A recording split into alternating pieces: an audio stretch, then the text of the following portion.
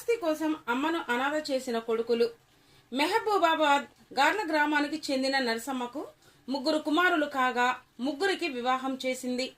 3 కొడుకులు ఉపాధి నిమిత్తం వేర్వేరు ప్రాంతాలకు వెళ్లడంతో తల్లి నుండి ఇల్లు, 3 ఎకరాల భూమి, బంగారం తీసుకున్నారు.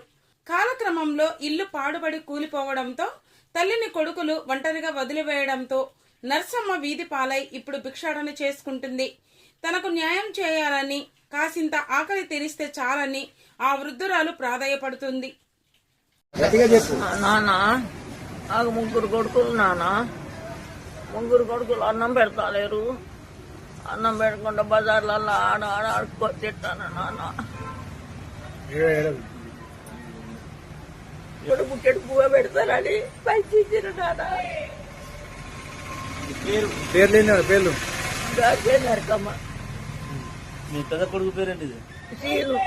నడిపాయన పేరు? నడిపాయన పేరు రాజేష్. చిన్నోడు కృష్ణ. ఎన్ని ఎకరాల భూమి ఉండే నీకు?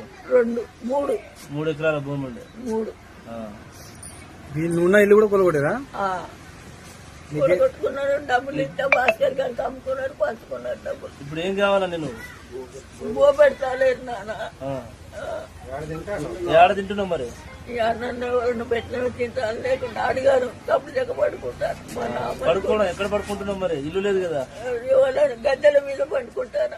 ఎక్కడో చోట గారెలో గద్దెల మీద పడుకుంటున్నావు. అన్ని గిట్లా ఉంటే పండుకుంటాను. పోలీస్ స్టేషన్ లో ఏమైనా కేసులు పెట్టినా? పెట్టినా 2 రసీదు కూడా ఇచ్చారు నాకు. పిలిపిలే పోలీసు వాళ్ళు మరి నిన్న? వాళ్ళు పిలిపిలేదా? ఆ రసీదు ఇచ్చేలా కొట్టిండు. ఉన్నది నాకు అలా రసీదు. ఇప్పుడు ఏమంటావు మరి? ఏమంటావు అంటే నాకు ఇక్కడ నేను ఈ వానాకాలం వచ్చేసరి కాలం ఏడబడినది కొడుక. కొంచెం పడుకున్నా సరే 3 నెలలే పెట్టాను. నేను ఎక్కువ పెట్టాను, ఒక్కొక్క నెల పెట్టాను. పెడతలేరు. ఆయన రాజా రా అన్నాడు, పోయినా. సన్నాని అడుక్కుంటా పోయినా. వచ్చి ఎదురికి వచ్చి తీసా పోయినా.